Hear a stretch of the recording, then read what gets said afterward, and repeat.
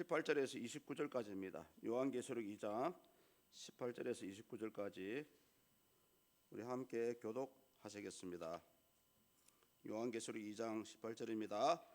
두아디라 교회의 사자에게 편지하라. 그 눈이 불꽃 같고 그 발이 빛난 주석과 같은 하나님의 아들이 이르시되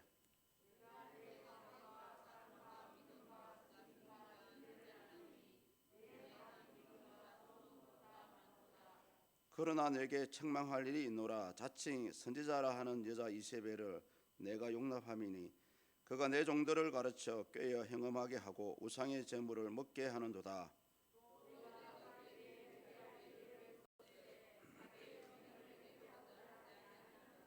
올지어다 내가 그를 침상에 던질 터이요 또 그와 더불어 간음하는 자들도 만일 그의 행위를 회개하지 아니하면 큰 환난 가운데에 던지고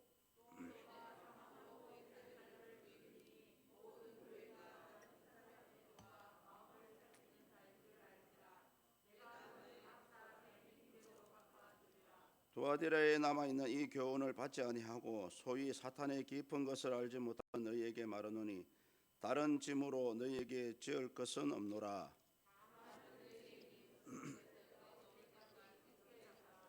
이기는 자와 끝까지 내 일을 지키는 그에게 만국을 다스리는 권세를 주리니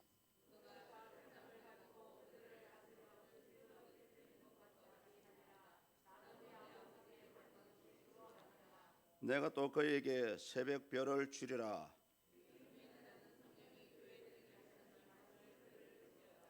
아멘.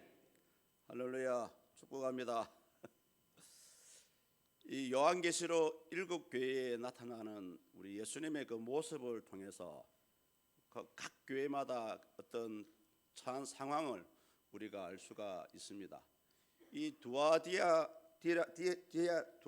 교회는 이 불꽃 같은 눈과 빛난 주석을 가진 그는 발을 가지신 하나님의 아들로 나타나고 있습니다. 왜 이런 모습으로 나타났는지를 우리 본문의 내용을 보면 알 수가 있는데요. 그것은 당시 교회 안에서 활동하고 있던 거짓 선지자 이세벨 때문입니다. 여기서 이 이세벨은 오늘날로 말하면 종교 다원주의를 상징하는 이름입니다. 그래서 이 두아디라 교회는 종교 다원주의와 관계가 있습니다. 쉽게 얘기하면은 성경에는 오직 구원이 예수님께 있다고 얘기합니다. 그런데 많은 사람들은 그 구원이 교회 외에도 다른 곳에도 있다는 말이죠.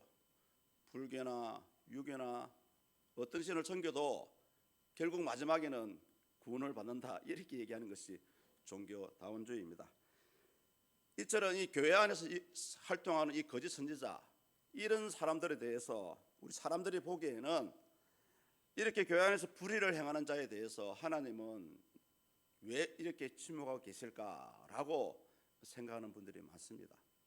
그런데 우리 예수님은 지금도 불꽃 같은 눈동자로 자기의 교회를 지키시고요, 자기를 따르는 사람들을 보호하고 계십니다.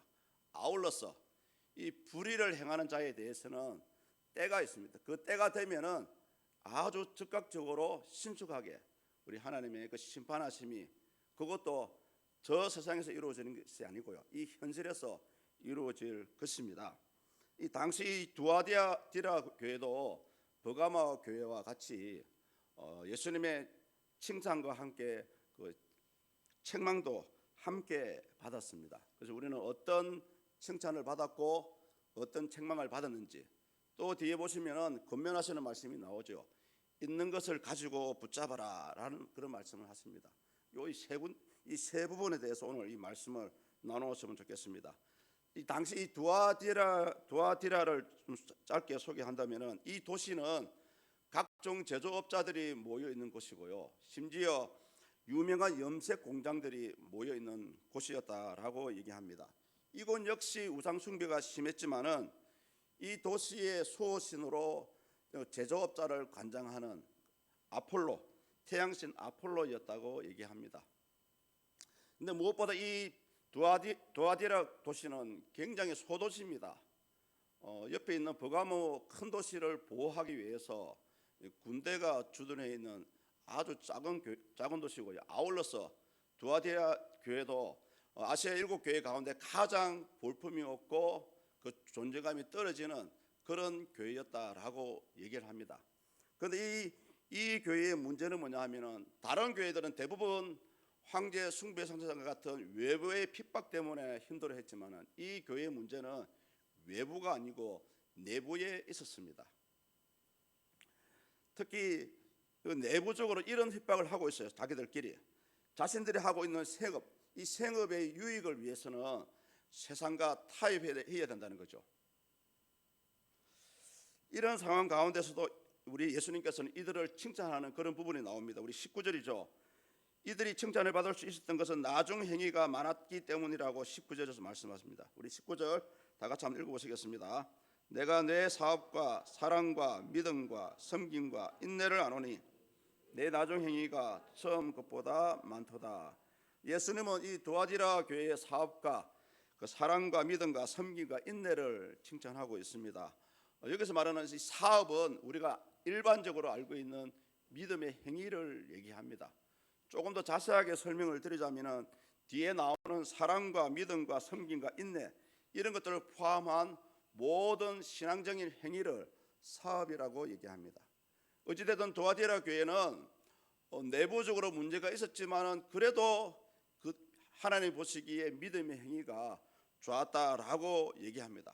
그래서 우리가 이 부분을 통해서 우리가 참 신자라면 오늘날 우리가 참 신자라면은 눈에 보이지 않는 하나님에 대한 사랑과 우리의 구원자 되시는 예수 그리스도에 대한 믿음이 있어야 합니다. 아울러서 눈에 보이는 사람들을 섬기는 섬김의 행위가 있어야 하고요. 또 우리 자신의 신앙을 끝까지 지키는 인내가 필요합니다. 이것에 대해서 우리 예수님께서 칭찬을 하고 있었습니다. 그런데 중요한 것은 뭐냐면은 그들의 행위가 가면 갈수록 나중이 많았다, 좋았다라고 얘기하고 있습니다. 이것은 뭐냐면은 신앙의 풍성한 열매를 맺어갔다라는 그런 뜻으로 말씀하고 있습니다.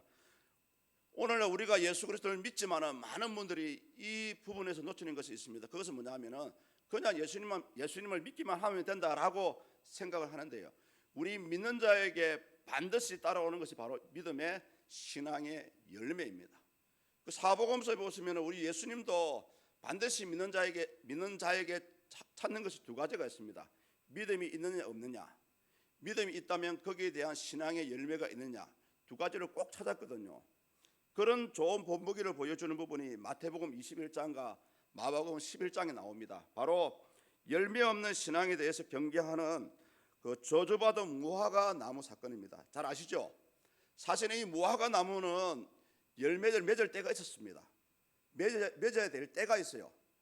예수님도 그 사실을 알았어요. 그런데 문제는 뭐냐면은 예수님께서 무화과 나무의 열매를 먹고 싶어 했습니다. 그때에 열매가 없었기 때문에 이 무화과 나무는 저주를 받게 되고요, 말라 죽고 같은 것입니다. 이것이 뭐냐면 여러분, 우리 예수님께서 저와 여러분들의 믿음을 보시고 열매를 찾을 때가 있습니다. 그때가 언제인지는 아무도 몰라요.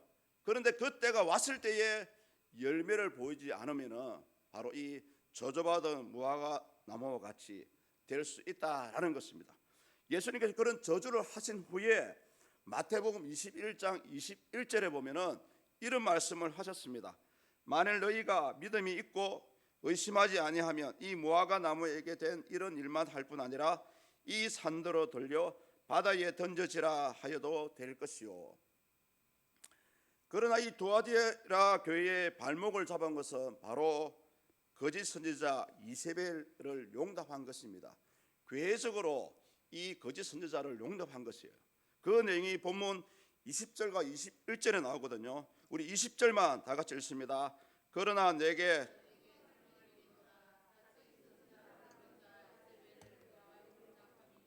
그가 내 종들을 가르쳐 꾀어 행음하게 하고 우상의 제물을 먹게 하는도다. 아멘. 원래 이세벨 하면은 구약에 나오죠. 북이스라엘의 아하 왕의 왕비였던 아내 이세벨 왕비였습니다. 이 이세벨은 원래 이스라엘 왕에게 결혼하면서 바알 우상을 들어와 가지고 많은 이스라엘 사람들을 타락을 시켰고요. 심지어 하나님의 선지자들을 많이 죽이고 또 엘리야를 핍박했던 그런 여자였습니다. 그래서 이 이세벨이란 이름 자체가 구약에서는 악녀의 대명사였습니다. 이 악녀의 대명사격인 이 이름이 이제 두아디라 교회에도 사용이 되고 있고요, 등장을 합니다. 이 계시록에서 말하고 있는 이 이세벨은 당시 실제로 두아디라 교회 안에서 활동했던 선지자였습니다. 물론 이 여자는 거짓된 교훈으로 사람을 타락을 시켰습니다. 어떤 거짓된 교훈으로 타락을 시키냐 하면은 다양한 종교를 경험해 봐야 된다 이렇게 얘기합니다. 처음에 쉽게 얘기하면은 그런 우상의 죄를 경험하지 않고 그 우상이 뭔지 모른다. 죄를 경험하지 않고는 죄에 대해서 우리가 싸울 수 없고 극복할 수 없기 때문에 우리 모두는 그런 죄악을 다 돌아가면서 범해야 된다 이런 주장을 한 거예요. 한마디로 사단의 엄밀한 일들을 배워야 한다는 논리를 펴서 당시 많은 신자들에게 행음하게 만들었고요, 또 우상의 재물을 먹게 만드는 그런 죄를 범하게 만들었습니다. 그래서 이 이세벨의 내세운 거짓 교훈 자체가 오늘날로 하면은 바로 종교다원주의입니다. 현재 우리 개혁주의 신앙 안에서는 오직 5가지만 주장을 하고 있고요, 5가지만 인정을 합니다. 잘 아시죠? 오직 성경으로, 솔라 스크립투라, 오직 은혜로, 솔라 그라티아, 오직 예수로, 솔루스 크리스투스, 오직 믿음으로, 솔라 피데, 오직 하나님께 영광으로, 솔리데오 글로리아. 그러나 다원주의자들은 교회에만 구원이 있는 것이 아니고요, 예수 이름에만 구원이 있는 것이 아니고 다른 종교를 통해서도 구원의 길이 있다라고 주장하는 자들의 말입니다. 분명히 우리 성경에는 구원의 길은 예수 그리스도뿐이다라고 말씀을 합니다. 그래서 이 관점에 봤을 때에 이런 다원주의는 아주 전적으로 성경 말씀을 부정하는 이단의 세력들입니다. 한마디로 이 기독교를 믿든 유교를 믿든 불교를 믿든 간에 잘만 믿으면은 천당도 가고 극락도 갈 수 있다라고 얘기를 하는데 굳이 예수를 믿을 필요 있느냐라는 그런 얘기를 많이 하고 있죠. 오늘날 이 가장 두드러지게 보여지는 단체가 바로 여러분 잘 아시는 WCC입니다. 당시 이세벨도 이런 종교의 다양성을 내세워 가지고 두아디라 교인들의 신앙적으로 타락을 시켰던 것입니다. 그런데 성경에 보면은 이런 상황임에도 불구하고 하나님께서는 이 이세벨에게 회개의 기회를 주고 있죠. 21절에 나오는 말씀입니다. 과거 우리 아하 왕의 아내였던 왕비 이세벨에게도 우리 하나님은 3번의 회개의 기회를 준 적이 있습니다. 한 번은 뭐냐 하면은 3년 반 동안의 가뭄을 통해서, 또 한 번은 갈멜산에서 바알의 선지자 450명과 엘리야의 영적인 전투를 통해서, 마지막 3번째는 이 엘리야의 기도로 3년 6개월 동안 비 오지 않았는데 이제 비가 내리는 그런 기적을 보여주었습니다. 우리 하나님은 이 3번의 기적을 통해서 당신의 살아계심과 당신의 일하심을 통해서 이세벨이 회개할 기회를 주었다라고 우리 신학자들은 얘기하고 있습니다. 그런데 현실은 이세벨이 이것을 받아들이지 않았죠. 이런 이세벨의 처원은 우리가 잘 알고 있습니다. 성위에서 떨어져 가지고 그 시신조차도 온전하지 못했습니다. 이렇게 이세벨을 예를 들고 있는 이유는 뭐냐 하면은 오늘날 회개를 거부하고 있는 자의 말로가 어떠한 것인지를 우리에게 보여주기 위해서 오늘 사도 요한은 이 이세벨이라는 이름을 사용하고 있습니다. 따라서 우리 신자들에게도 예수님은 충분한 회개의 기회를 주실 것입니다. 또 주시고 있습니다. 말씀을 통해서, 성경을 통해서, 예배와 기도를 통해서 눈에는 보이지 않지만 당신의 살아계심을 드러내고 있습니다. 그렇지만 많은 사람들이 이것을 왜 받아들이지 못하는지 아십니까? 그것은 바로 사람들의 완악한 마음 때문입니다. 그래서 성경 보면 오늘날 너희가 주의 말씀을 듣거든 너의 마음을 완악하게 하지 말라라고 공고하는 말씀이 있지 않습니까? 사랑하는 우리 성도님들, 혹시 혹여 이 신앙을 의심하고 하나님의 존재를 의심하는 분이 계신다면은 절대 마음을 완악하게 마시고요, 때를 따라 주시는 그 회개의 기회, 이 구원의 기회를 꼭 붙잡을 수 있기를 축복합니다. 이런 회개의 기회를 거부하는 이세벨과 사람들에게는 오늘 이 본문에서 무서운 심판이 있다라고 얘기하죠. 본문 22절과 23절에서 말씀합니다. 총 4가지 심판을 말씀하고 있는데요, 22절에서는 침상에 던지고 큰 환란이 준비되어 있다라고 말씀합니다. 23절에서는 사망으로 자녀를 죽일 것이고 또 각 사람의 행위대로 갚아주신다라고 경고하고 있죠. 22절에 보시면 침상이 의미하는 것은 바로 관, 사람이 죽었을 때 들어가는 관 또는 병상을 얘기합니다. 한마디로 질병으로 다스릴 것이라고 경고하고 있죠. 실제 현재 실존하고 있는 당시 소아시아에 대해서 말하고 있는 여러 비문들이 있거든요. 그 비문에 보면은 실질적으로 그 음행의 결과로 사람들이 많은 벌을 받았다라는 그런 구절이 남아 있다라고 얘기합니다. 우리 오늘날 대표적으로 이런 질병이 바로 에이즈 아닙니까? 사실은 우리가 모르지만 지금도 하나님의 이 저주의 손길이 지금도 암에 나타나고 있다는 거예요.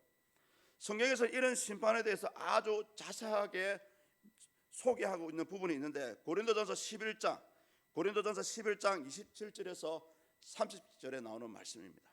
이 부분에 보면은 자신을 돌아보지 않고 예수님의 성찬에 참여하는 자에게 어떤 경고의 말씀을 주고 있는 내용입니다. 그 부분에 대해서 고린도전서 11장 30절에 이런 말씀을 하고 있죠. 자신을 돌아보지 않고 이 주의 성찬에 참여하는 자에게는 그러므로 너희 중에 약한 자와 병든 자가 많고 잠자는 자도 적지 아니하니. 이어 나오는 큰 환난은 일반적으로 종말에 있을 대환난을 의미합니다만 사실은 지금 이 땅에 이 현재를 살아가는 지금도 하나님의 임하는 심판이 있다라는 것을 의미합니다. 제가 처음부터 말씀을 드렸지만 이 요한계시록에서 언급하고 있는 심판은 우리가 마지막 때에 받을 심판도 있지만 이 땅을 살아가면서 사람들이 당하는 심판도 동일하게 진행되고 있다라고 말씀을 드린 적이 있습니다. 또 23절을 보십시오. 사망으로 자녀를 죽일 것이다 라고 말씀합니다.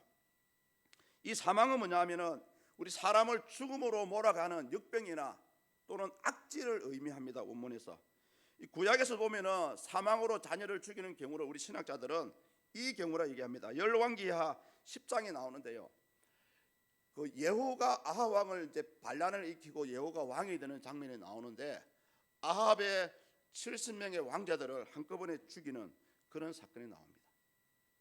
결국은 아합 왕의 자녀들이 죽은 이유는 결국은 이런 이세벨과 같은 죄악을 범했기 때문에 일어난 사건으로 보고 있습니다.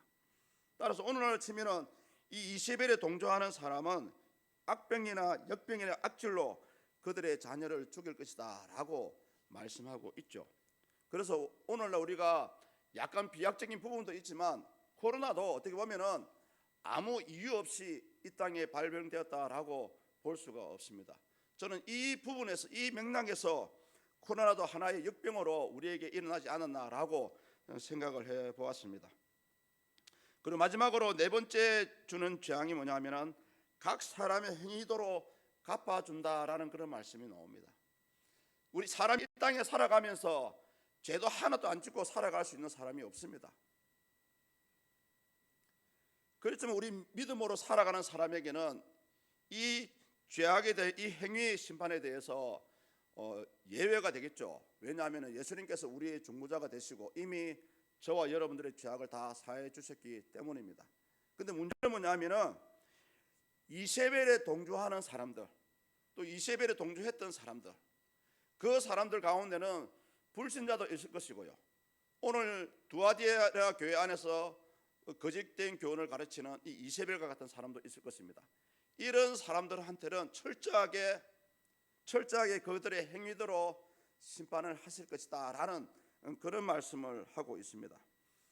이제 이런 가운데 마지막으로 이 두아디라 교회에게 우리 예수님께서는 이제 건면하시는 그런 말씀이 나오죠. 있는 것을 굳게 잡으라라고 부탁을 합니다. 우리 25절입니다. 다 같이 한번 읽습니다.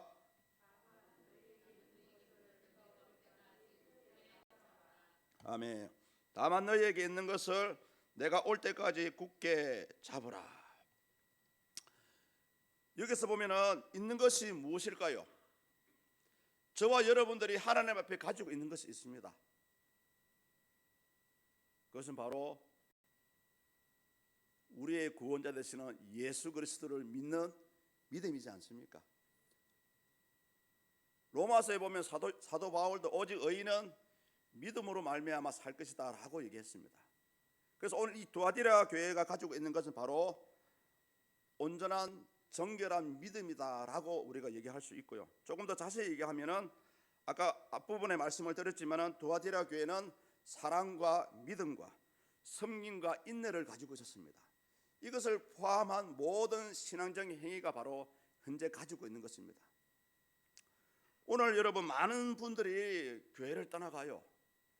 그렇게 몇십 년 동안 어릴 때부터 교회를 다녔던 사람들도 하루아침에 신앙을 놓쳐버립니다. 그래서 예수님께서 너희들이 가지고 있는 것을 붙잡으라 하는 말이 뭐냐 하면 이 신앙은 눈에 보이는 것이 아니기 때문에 자칫 잘못하면 한순간에 믿음을 버리고 세상으로 내려갈 수 있다라는 그런 말씀입니다. 그래서 우리는 성도 간에 그래서 행동이나 말이나 조심해야 됩니다. 오늘 두아디라 교회는 그렇게 볼품없는 교회였지만은 눈에 보이지 않는 하나님에 대한 믿음과 사랑과 우리의 구원자 되시는 예수 그리스도에 대한 믿음, 또한 믿음의 형제 자매들에 대한 섬김, 또 이 믿음을 지키기 위한 인내, 변함없이 이런 신앙을 가지고 있었던 것입니다. 그래서 예수님께서 너희들이 가지고 있는 것을 붙잡아라 라고 말씀하셨던 것입니다. 세상 사람들은 건강을 잃으면 모든 것을 잃는다라고 얘기합니다. 많이 들어보셨죠? 그만큼 건강이 중요하다는 말입니다. 그렇지만 우리 신자들에게는 여러분 그렇습니다. 믿음을 잃으면 모든 것을 잃는다는 사실을 꼭 기억하셔야 합니다. 신앙을 놓치면 뭐 교회만 안 다니면 되지라고 단순히 생각할 수 있습니다만은 당장은 아니더라도 이 신앙을 놓치는 순간부터 모든 것이 잃게 되어 있습니다. 시간적으로 가다 보면. 오늘 두아디라 교회를 향해서 우리 예수님은 거짓 선지자가 교회 안에 있다는 것을 말씀하고 있고요. 바로 종교다원주의다라고 우리에게 얘기하고 있습니다. 그래서 우리가 성경을 왜 읽어야 되냐? 성경을 왜 묵상해야 되냐? 성경 속에 구원의 길이 있고요. 성경 속에 하나님이 어떤 분인지 예수 그리스도가 누구인지 가르쳐주고 있기 때문에 그렇습니다. 그 집에 가시거든 제발 성경책 구석에 처박아 놓지 마시고요. 가장 가까운 데 여러분의 성경책이 있어야 됩니다. 탁자집회요. 식사하실 때 탁자를 많이 사용하시죠. 탁자집회 반드시 성경책이 있어야 돼요. 오늘 이 사도 요한은 두아디라 교회 안에 거짓 선지자가 있었다라는 말이 그때만 있었던 것이 오늘날에도 교회 안에 이런 사가 있을 수 있다라는 것을 우리에게 경고하고 있는 부분입니다. 오늘 많은 믿음으로 살려는 사람들이 이구동성을 하는 말이 뭐냐 하면은 교회 안에서 불법을 행하는 자들 보면서 왜 하나님은 빨리 저 사람을 심판하지 왜 않냐라고 많이 한탄하는 경우가 많아요. 그래서 여러분 그것은 하나님의 때가 있습니다.